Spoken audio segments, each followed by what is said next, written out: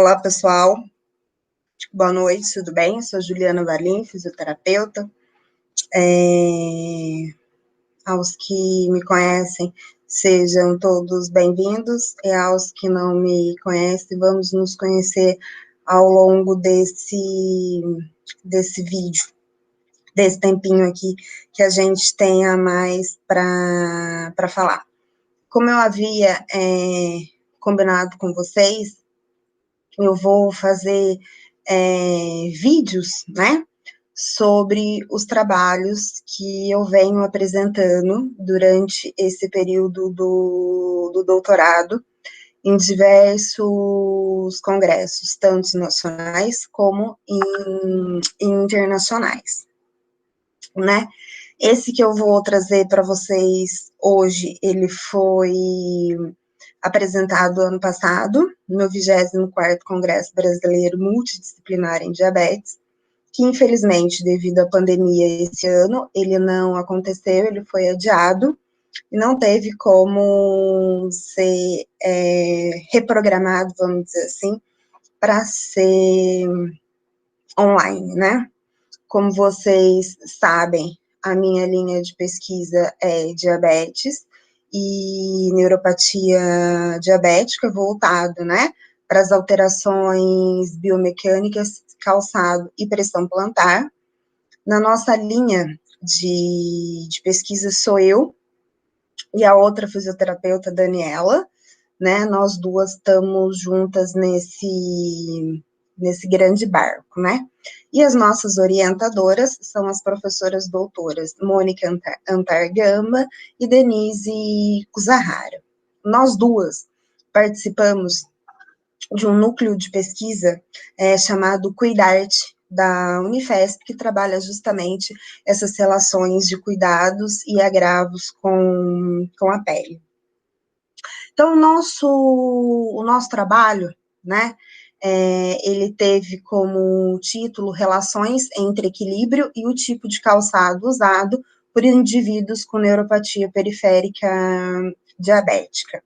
Aqui pelo canal, né, fica gostoso a gente conversar sobre isso, porque a gente não tem tempo, né, a gente pode falar e expor com mais tranquilidade, o que não acontece quando a gente está sendo avaliado em um congresso, onde a gente chega a ter apenas 10 minutos, às vezes, para expor o trabalho de uma vida inteira.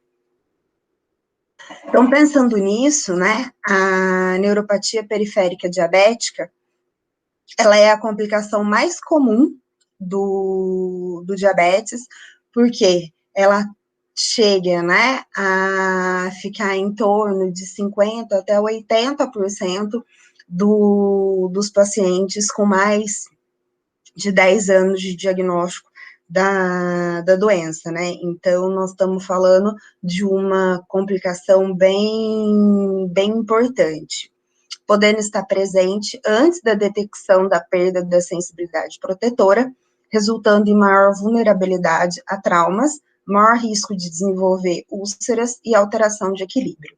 Por que acontece tudo isso, né? Por que essa alteração, essa perda de sensibilidade protetora pode estar presente antes da detecção até da própria doença? Porque a gente sabe que existe, né, muito diabético ainda não diagnosticado. Então, quando eles chegam com o diagnóstico de diabetes, pode ser um diagnóstico, vamos supor, de 3 meses, mas esse indivíduo já vem com uma hiperglicemia crônica há anos. Por isso que ao exame físico a gente já consegue detectar, avaliar essa presença, tá? E uma das principais funções de um calçado é manter o equilíbrio do indivíduo numa interface entre o corpo e a superfície de apoio, para que não haja o risco de queda. Por isso, pessoas com diabetes devem ser aconselhadas a utilizarem calçados apropriados que se ajustem à anatomia de seus pés.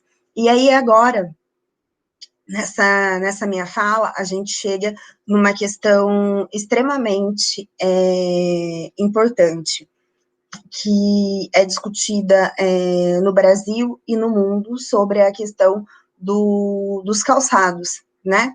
O que a gente considera como um calçado apropriado? O que a gente considera como um calçado terapêutico? É aquele único, exclusivamente, que a gente faz um palmilhamento e coloca no seu interior? Ou é um calçado que tem todo um ajuste, ele é todo feito sob a anatomia do pé desse indivíduo. Então, pensando em todas essas variáveis, o objetivo desse estudo, ou seja, o objetivo de uma das partes do estudo, porque é um estudo bem longo, é avaliar o tipo de calçado usado pelos indivíduos com neuropatia diabética e a sua relação com o equilíbrio. Ou seja, existe ou não essa relação, né? Então, o nosso método de estudo é um estudo descritivo e transversal, com alteração sobre alterações no pé de pessoas com neuropatia diabética. O local, né, é a rede pública de atenção básica de saúde da cidade de São João do Boa Vista, no interior de São Paulo. A nossa amostra, para esse momento, né, era de 60 indivíduos com neuropatia cadastrados na rede de saúde entre novembro de 2018 e fevereiro de 2019. Os nossos critérios de inclusão foram indivíduos com neuropatia diabética, cadastrados na rede pública municipal, com mais de 5 anos de diagnóstico da doença, ambos os sexos, acima de 30 anos, e os que aceitaram participar da nossa pesquisa. Voltado à nossa coleta de dados, as nossas variáveis investigadas relacionadas à caracterização dessa amostra foi idade, sexo, tempo de diagnóstico de doença e os valores de glicemia jejum e hemoglobina glicada, que a gente sabe que estão relativamente ou totalmente como que eu posso dizer, relacionadas a todas essas alterações. O tipo de calçado utilizado pelo indivíduo naquele momento e o equilíbrio que foi mensurado segundo a escala de equilíbrio de Berg, que é uma escala utilizada para questões de atividade de vida diária. A pesquisa foi submetida e aprovada pelo Comitê de Ética com o parecer número 2.695.704. Então, os nossos, né, resultados, o que a gente teve de resultado, né, com essa população? Então, pensando que a nossa amostra, ela foi composta por 60 indivíduos com diagnóstico já prévio de neuropatia diabética. Então, nós temos que as mulheres foram a grande maioria, com 71,6%, e os homens com 38,33%. O que nos chama mais a atenção é que no Brasil, quando a gente pega os artigos brasileiros, a gente vê essa diferença entre homem e mulher, e a sua grande maioria voltada para as mulheres. Totalmente diferente quando a gente pega os estudos internacionais, onde a maioria dos participantes são homens. Então, tá aí, né, uma coisa que a gente pode tentar buscar ainda essa relação. A idade média desses indivíduos foi de 51 anos, com desvio padrão de 14 anos e meio. O tempo de diagnóstico de DM, né, a média foi 14 anos, com desvio padrão de 10. A glicemia teve uma média bem elevada, segundo os valores normais de referência, né? ficou em 168 miligramas por decilitro, e a hemoglobina glicada, ela teve uma média de 7, né, de 7%, com uma máxima que chegou até 9 e uma mínima de 5,1. Se a gente pensar que glicemia e hemoglobina, elas estão atreladas, né, elas são o conjunto principal para que ocorra, né, toda essa hiperglicemia crônica e, consequentemente, todas as alterações, então nós estamos falando de uma população com mau controle glicêmico. A escala de Berg, ela variou de 8 a 56 pontos, apresentando uma média de 40,96 pontos, significando que os indivíduos avaliados apresentaram risco de queda. Por quê? Os scores para essa escala de equilíbrio, ele varia da seguinte maneira. Se o indivíduo ele está entre 56 e 54, ele está com baixo nível risco de queda.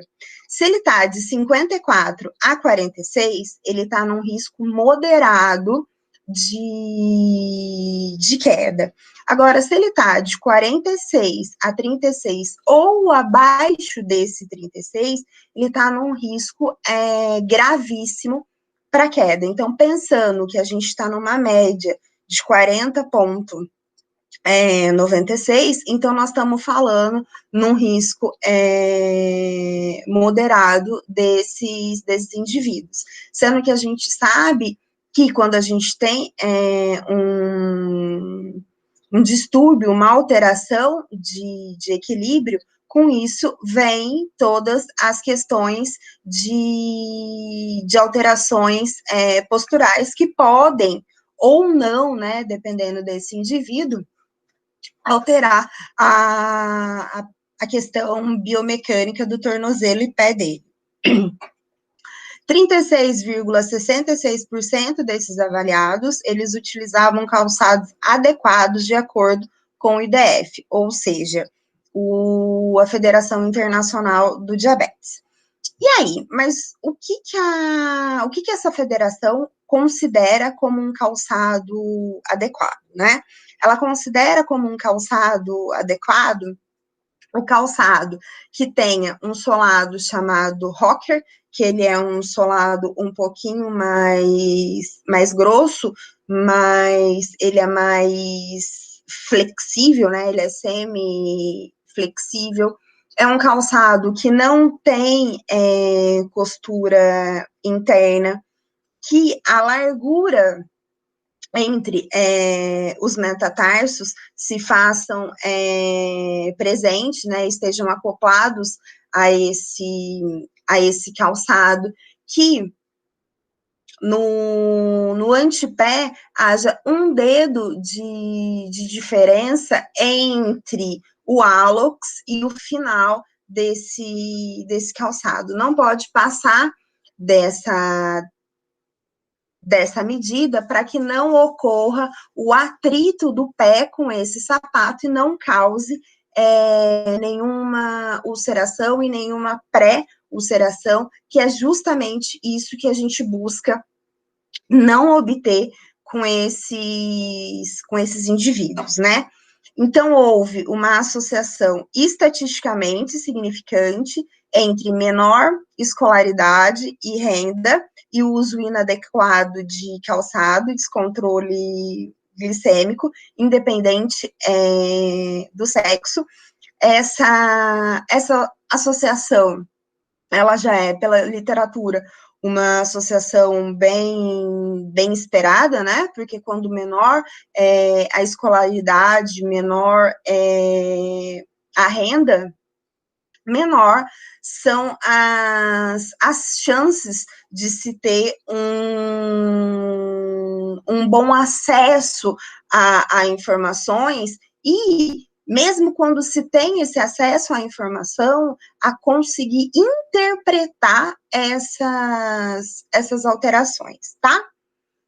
E a relação entre uso inadequado de calçado e equilíbrio corporal se fez presente, associada ao tempo de DM e às alterações detectadas na avaliação dos pés, que não foi o foco desse trabalho, né? Nesse trabalho foi só calçado e equilíbrio. Então, assim, é uma relação de confiança, vamos dizer assim, se eu posso dizer, né? Assim, entre essas considerações, calçado, equilíbrio, tempo de diabetes e alterações biomecânicas, que é igual um dominó, né? A hora que você cai, faz cair um, você tem que todos caiam, né? Uma cascata de acontecimentos que, infelizmente, essa cascata de acontecimentos leva a grandes ulcerações e, quando não tratadas adequadamente, a amputação de membros, que é o que a gente mais luta para que não ocorra diante de todas as informações que hoje a gente tem a respeito dessas variáveis. Então, a gente concluiu com essa parte, né, do estudo, que mais da metade dos avaliados não faziam uso de calçado correto, né? Então, isso está relacionado diretamente à diminuição do equilíbrio, acarretando, assim, um aumento no risco de queda. Então, esses indivíduos avaliados são indivíduos que estão em estado bem comprometedor, que precisam urgentemente de intervenção. Os nossos agradecimentos foram, né, ou ficam ao CNPq e ao HS Technology, que é o Podotec, que é um dos nossos grandes parceiros com a plataforma de pressão para avaliação de pressão plantar. Aqui são as nossas, né, referências usadas para essa apresentação. E eu gostaria de agradecer mais uma vez a todos vocês que estão aqui comigo, né, assistindo esse vídeo. Se vocês tiverem alguma dúvida, deixem nos comentários, que eu com certeza respondo a vocês. E se vocês curtiram esse vídeo, compartilhem e não se esqueçam de se inscrever no canal, um canal que está começando, um canal que ainda está tomando forma, mas que eu tenho certeza que vai ser um grande sucesso, porque nós estamos juntos numa visão de informação e troca de experiência. Muito obrigada a todos, boa noite.